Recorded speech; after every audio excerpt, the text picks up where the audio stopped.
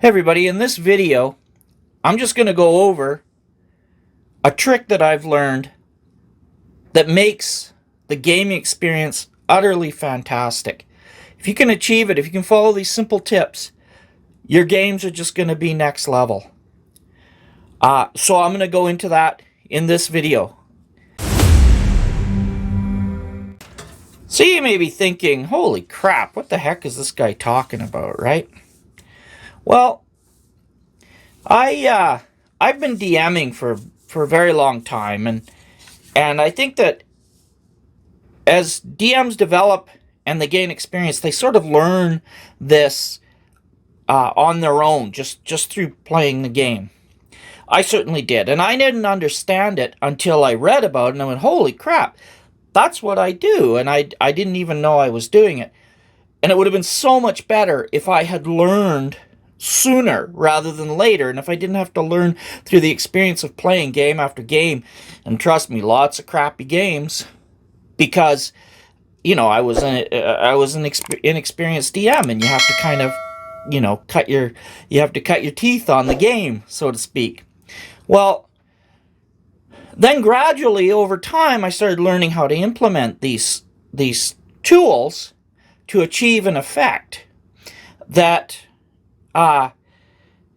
just took my game to a whole next level. I'm sorry that sounds really bad, but but it did, and I'll explain to you, and you'll see, and I'll show you how to do it. It's really quite simple.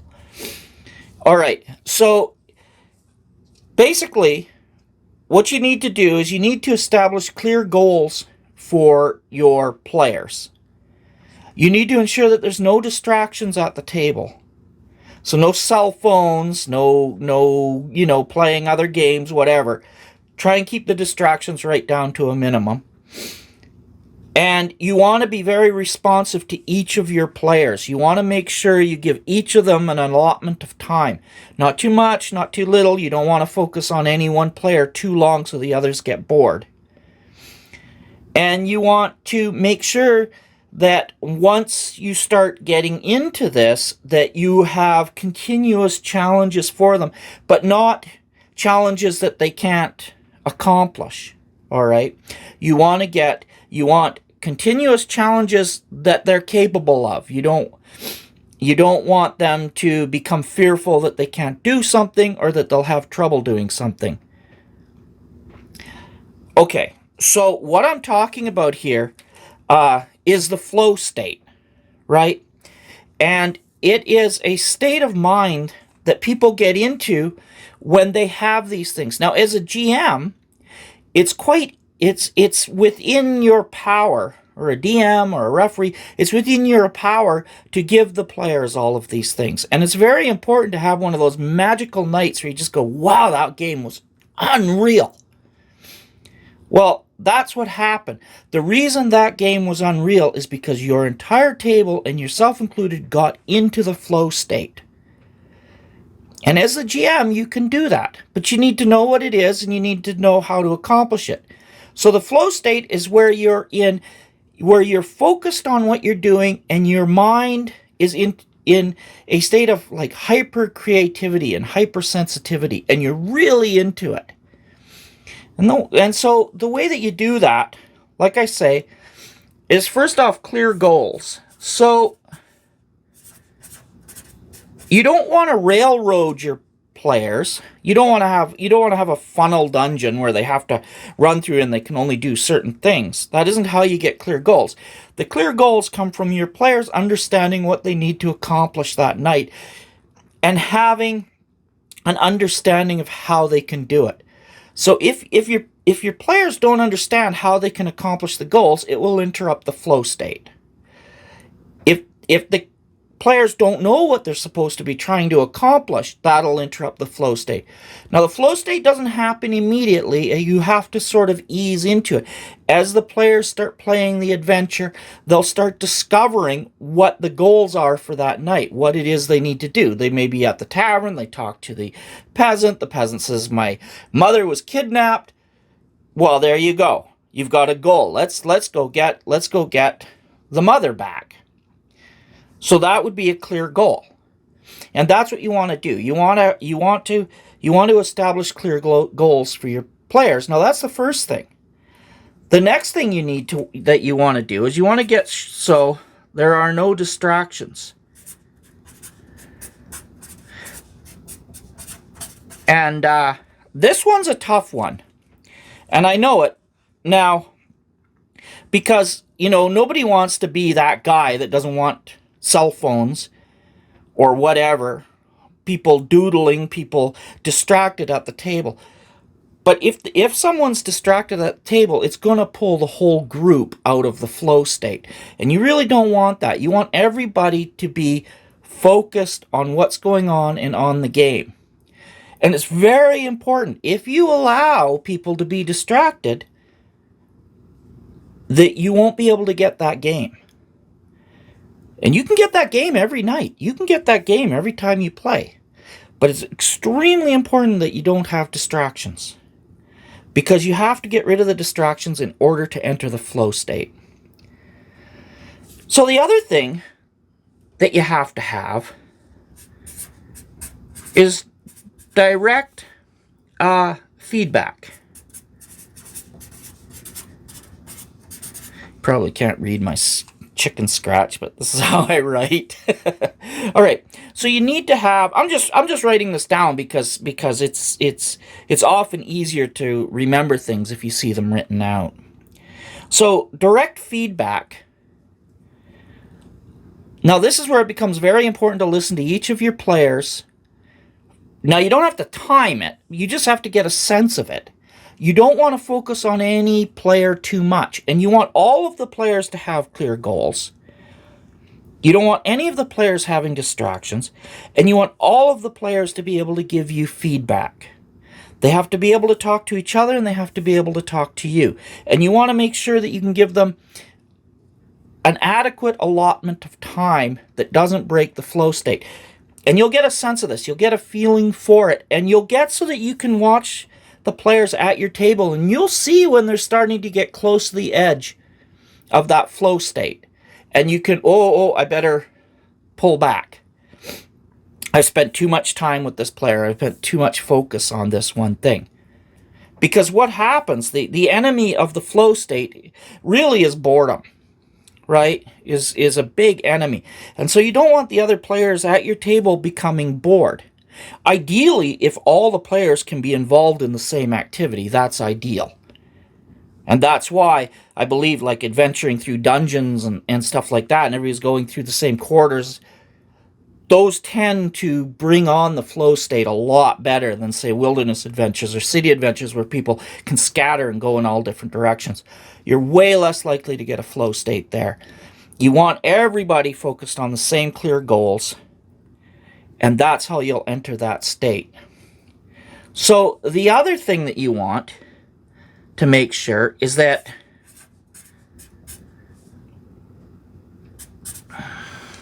you want to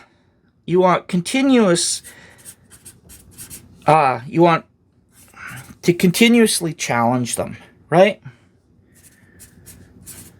Well, I ran out of paper. Anyway, you get the idea. You want to continuously challenge them. So this doesn't mean that you want them to you want the challenges to escalate, but you always want everyone to feel like they can accomplish the challenge, that they have a way of doing it, or that they can figure out a way to do it. And that is how you get into the flow state. And if the players suddenly get very frustrated, right, and they don't think they can accomplish a challenge, it'll start causing anxiety, and they'll start pulling out of the flow state, and they'll start looking for other things to do. Because the reality is people don't want to be in a situation where they don't think there's any way out, where they think that they're doomed. If they think there's a way out, they'll focus and they'll try and get through it. So a good way to think of the flow state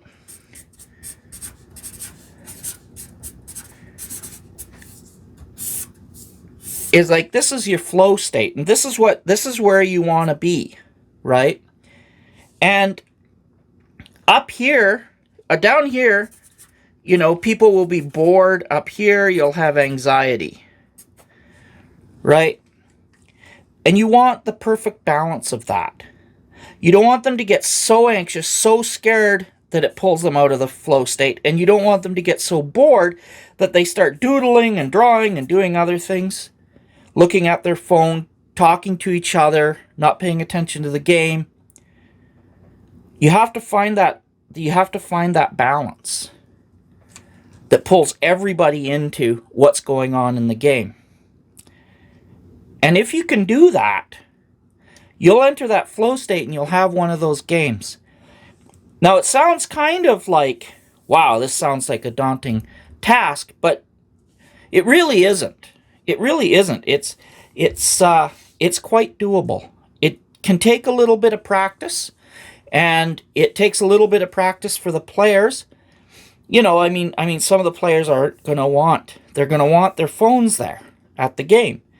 But once they understand not having the phone at the game is going to enhance their enjoyment beyond, it's going to enhance their enjoyment of your game beyond watching the best movie they've ever seen. Because that's what happens. When you get into the flow state, your D&D game becomes better than the best movie you've seen. And this is true. This has been my experience. And so you do that by just following these really very easy principles. And as the GM, you have maximum control over this. Obviously, you don't want to control people, but you know what I'm saying. You have control over the situation. And with a little bit of practice, you can watch people, if they seem to be getting too anxious, well, bring the game down a little bit, soothe them so they're not being so anxious. If they start looking like they're getting bored, bring in a little more excitement. But excitement that takes them to the clear goals, aims them back to the clear goals, and let them accomplish it. So this comes down to motivation for people. There basically are two kinds of motivation. People are when people are trying to play D&D games or whatever, role-playing games, tabletop games, there are all kinds of motivations, but there's sort of primeval ones that all humans have, and that's to avoid danger and to get stuff. And you need to kind of need to be aware of that, and you need a balance of those things. So obviously getting stuff, avoiding danger, those are your goals, and those are your two primary goals. A goal can be to avoid danger, and a goal can be to get stuff, to find loot and treasure, defeat monsters. And in getting those goals, people like to feel like they're expert at it. People like to feel like they're really good at doing this. And as the GM, referee, whatever you want to call yourself, you can ensure that your players feel that way. They feel like they're really good at this. And that's super important, because that will help keep people from being bored and it'll help people from getting anxious. You let them be really good at what they're doing. They get that feeling of being really good at what they're doing. It's extremely important, and that's in the goals. All right, that's it. I mean, it's really not any more complicated than that. Just takes a little bit of practice. I'm sure you can get it. I might go back into this in more detail if anyone wants. Okay, so what I'm going to do right now is I'm going to answer a couple questions. Some people left some really good comments. So the first one I'm going to go with is one comment that was about what I was talking about, the Blue Home. I was talking about the race and how you could play any races. And Stephen Foster left a comment, and I really appreciate it. I appreciate any comments. So if you want to leave a comment, please do. And I'm going to start doing this at the end of my videos anyway. Just reading out a couple comments that I think are important and just discuss them a little bit. So Stephen Foster, he wrote, "I don't prefer to have multiple races in my game. I'm fine with human-only games. There's plenty of human races I can draw from. You start adding creatures, races, and it feels like I'm playing medieval Star Wars at the Mos Eisley canteen.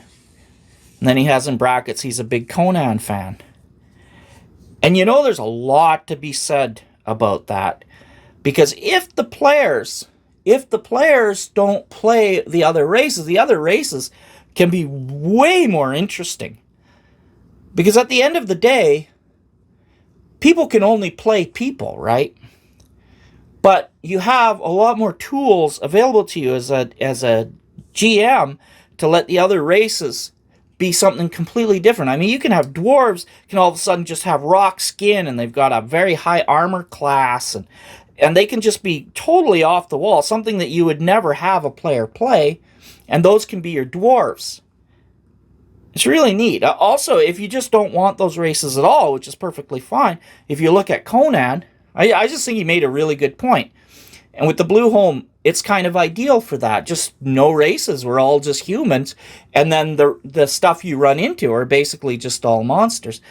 Because the Conan books were just absolutely, like the Conan stories are just absolutely fantastic. And I think the movies were as well. And I think you can have a great game with that.